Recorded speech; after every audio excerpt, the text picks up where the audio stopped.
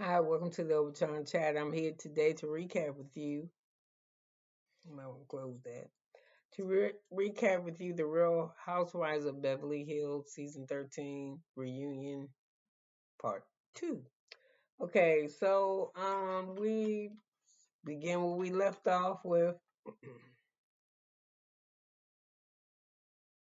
that the reason that Kyle was upset with Dorit is because last year at the reunion when Kathy was there, Dorit was all rah rah for Kathy and didn't come hug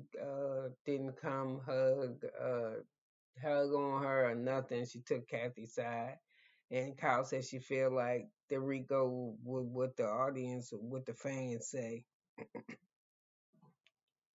and and then Doree was like, "What?" She was like, "I did try to say something, and I did say something. You chimed in and told me to mind my fucking business." So I mean, she didn't say it like that, but she said that.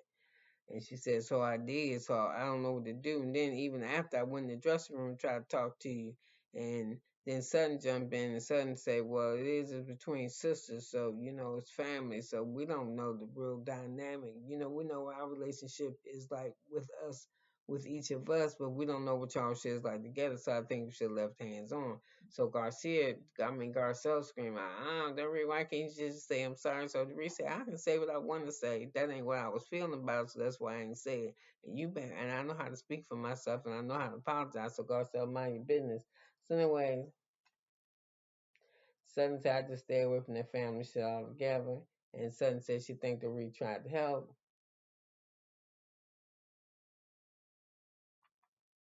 So Kyle says, so I think Andy asked her how she felt about drinking, and she said that it would have been a problem for her. She had a problem drinking, but she didn't have a problem drinking. But every time she turned around, all her friends had something to say about her drinking, and they said, they ain't mean no harm by it, but that's what she wanted to do. That's what she wanted to do. So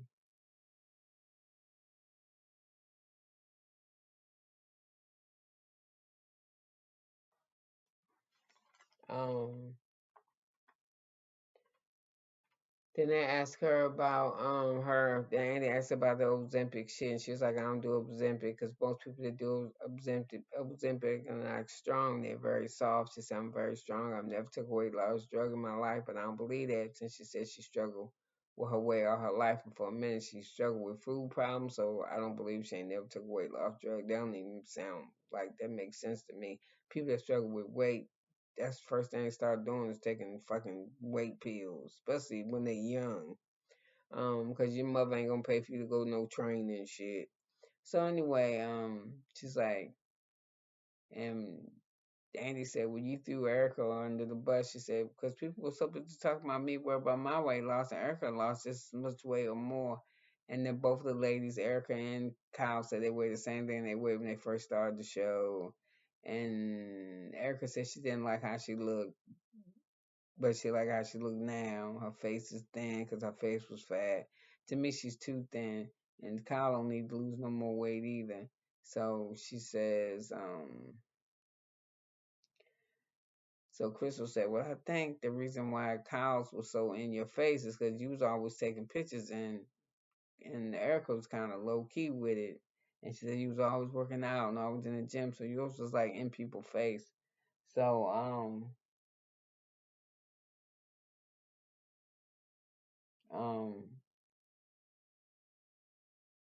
So Kyle said, I stopped doing a whole bunch of shit because I was being real destructive. And Sutton says, yes, I agree, you was destructive. And that made everybody say, what? So she said, it was. You started working out, you stopped drinking, you weren't wearing a wedding ring, you was going to the gym. So Kyle started screaming, what's my bedroom got to do? Why y'all gotta tell y'all everything about my bedroom? I tell y'all all the shit I do. And suddenly, why you in my face like this? She said, 'Cause I thought I was being a friend to you the whole season. She said, you wasn't my friend. In the confessionals, Kyle, you was mean as fuck. And she was like, you ain't do nothing. My kids grew up. I had one started the show when she was 2. She looking at colleges. I got one that left college, came back home. She a real estate agent. She get ready to get married, blah, blah, blah.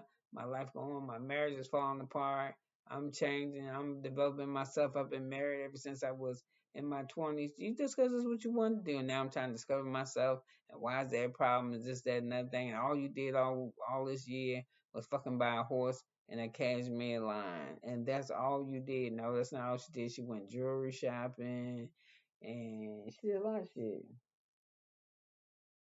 So Kyle tells Sutton, I never said nothing about you drinking. She said, you might not have said it. She said, you too smart to say it, but you didn't. You dropped them damn seeds. And we had to reset. I don't know what you do in the morning with your coffee and shit, but you don't know. But you said that she might probably put vodka in and shit because you said she was a drinker. So Kyle says everything's happening in her life. Um, so they start asking about the rig that where her money at because her hair is dark now. She don't drip in designer like she did with design that she wears like real laid back and ain't over the top like it used to be. And she said PK ain't got her on no budget. But I think maybe she has realized material things, but a lot of shit Dorit had, she don't have no more. You know what I'm saying? Like she had a Rolls Royce. We don't ever see her in that. And the last time she went to Kyle's house, she was driving a Range Rover too, but hers was old. Mm-hmm. It looked old to me, or it was dirty, but I think it was old. So,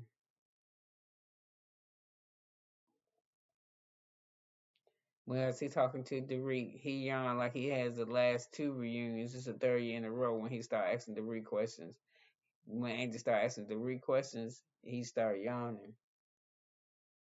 And she said, I'm sorry, am I boring you? I won't make it be long-winded, but I guess she's kind of herself, helping herself, because I think this reunion she had bullet points that she wanted to make sure she covered. So, they asked Dorit about was it a woman in the car with her? Because Sutton said it. And Dorit was like, no, it wasn't. And I don't know where that came from. And Sutton was like, I don't know. I was running my mouth. And I got in trouble for it. And he said, Andy said, how you get in trouble for it? She said, because PK ripped me a new asshole. So that was over with real quick. So they asked Eric, they asked Kyle about signing papers, signing everything Mauricio put in front of her. And Erica said, it's your husband. You're supposed to trust him. And Andy said, I don't think you should. You ain't the poster child for no type of none of this shit. She said, I ain't the poster child for none of this shit. For trust, for love, for money, for none of that. You right, Erica. Keep your mouth shut. And she signed the shit she signed it. She ain't read. She said, there's so much writing in the fine print. Okay. And y'all having problems too? You better, I wouldn't sign shit up till I read it. Um,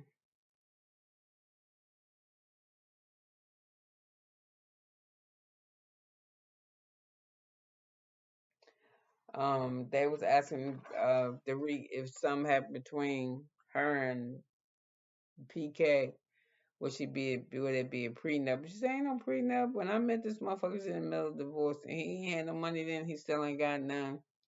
And they talk about with the pretty woman scene, and she said this from the PTS, it gave her anxiety because she probably had told her kids she was gonna be back in a couple of hours, and hell, she took her to a hotel room. Hotel means spending the night. She don't know what's going on. You know, she was just confused by it. So, we all know PK came buy her the necklace, but they said that I didn't watch it. That Julia Roberts was on what would happen live, and she said that she don't think that PK should have did that event for her if he couldn't buy her the necklace. I thought it was sweet anyway, and I would like to wear a $5 million necklace around my neck. I don't want to own one, but I would like to wear it. Fuck, I'm gonna do a $5 million necklace. I don't go nowhere. So anyway, I don't know. I don't like how this reunion going. Crystal doing good for herself though. She hanging in there with these ladies. Yeah, and Anne Marie. I don't even. I don't know. You know, she lost me with the guard when she lost me when the Sutton yelled at me. I'm a black woman, Garcia. You ain't stand up for Garcia. I keep calling her Garcia. Garcia, you didn't stand up for me. What Dorit did. I don't know. I'm ready to see Kathy come out now. Yeah, I'm kind of sick of this. It's I don't like my sister reunion. It is not. I don't like when nobody really got on. I mean, Sutton is really holding her own. I'm proud of her. Garcelle got a story to tell. I don't know. It's all right. I don't know. How alright could it been? I only spent 10 minutes on recap, and I spent more time in the YouTube streets doing that than I was doing this recap. But I don't know. I'm ready for part three to pop off because when they do that arguing back and forth shit, I can't. I don't do that. And Dorit, to me, she's like she's the one should have been sitting. If they put you seated by Andy and Mav of importance, they should have had Dorit sitting next to Andy as well, because she had a whole lot in her storyline. Her, she does about it. Her and Kyle.